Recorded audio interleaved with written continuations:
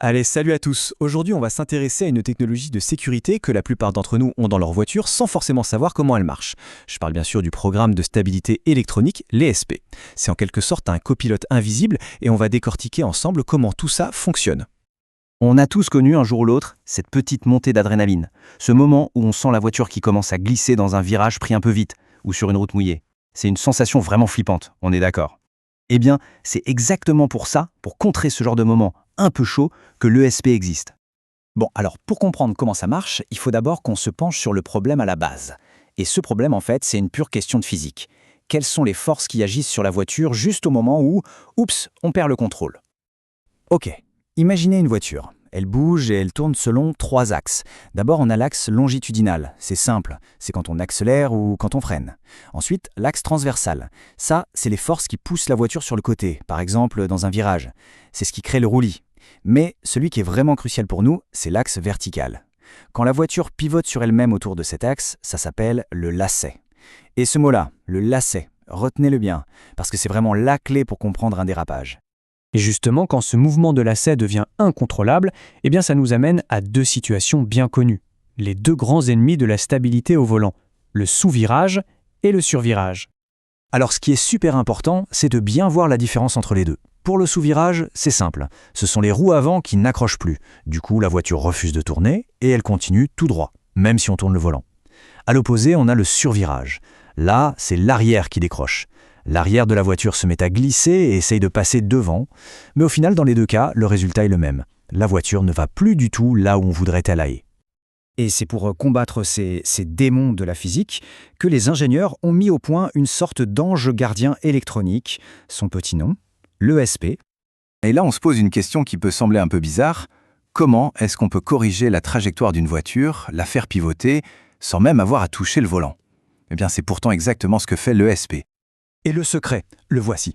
Toute l'astuce, c'est de freiner une seule roue, de façon très précise et hyper courte. Ce petit coup de frein ciblé, ça crée une force qui fait pivoter la voiture sur elle-même. C'est ça le fameux couple de lacets. Et hop, ça la remet dans le droit chemin. Ça paraît complètement contre-intuitif, je sais, mais c'est redoutablement efficace. Donc pour résumer tout ça avec une définition un peu plus propre, l'ESP ou programme de stabilité électronique, c'est quoi? C'est un système qui aide à garder le contrôle de la trajectoire de la voiture en appliquant un freinage bien précis sur une ou même plusieurs roues. Ok, mais pour pouvoir agir aussi intelligemment, le système doit d'abord comprendre ce qui se passe. C'est logique, il a besoin de sens, un peu comme nous. Alors, voyons un peu comment il fait pour récupérer toutes ces infos. Alors d'un côté, le système doit savoir ce que la personne au volant veut faire, ses intentions, en gros. Et pour ça, comment il fait? Eh bien, il mesure des choses toutes simples comme l'angle du volant et la vitesse à laquelle tournent les roues. En gros, il se pose la question « Ok, où est-ce qu'on est censé aller ?» Et de l'autre côté, en même temps, il analyse ce que la voiture fait vraiment, son comportement réel. Et là, il utilise d'autres capteurs, comme le capteur de vitesse de lacet, on y revient, et celui d'accélération latérale. Et là, la question qu'il se pose, c'est « D'accord, mais où est-ce qu'on va en réalité en ce moment même ?»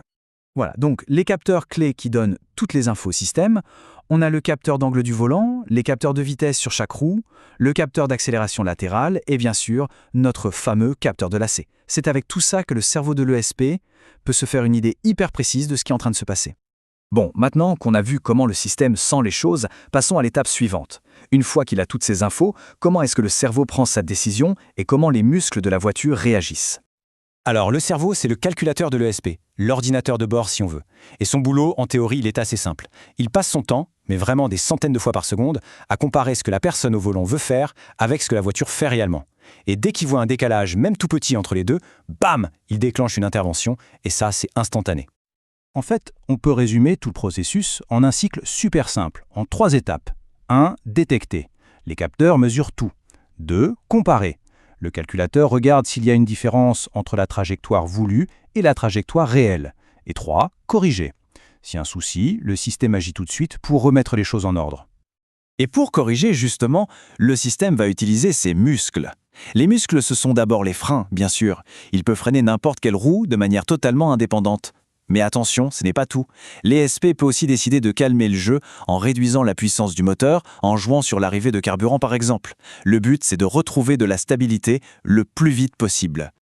Donc au final, qu'est-ce que c'est l'ESP? C'est vraiment ça, un copilote électronique.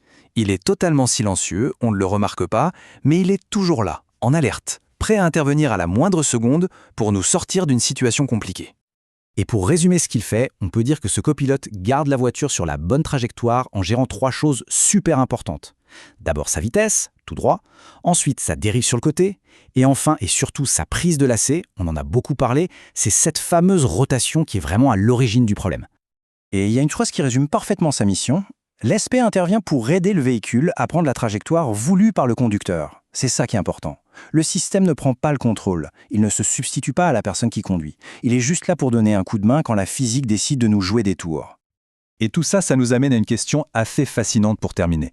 Si nos voitures deviennent de plus en plus intelligentes, capables de voir nos erreurs et de les corriger, où est-ce qu'on place la limite maintenant entre les compétences du pilote et l'intelligence de la machine ? C'est une sacrée question et la réflexion ne fait que commencer. Voilà, merci d'avoir été là.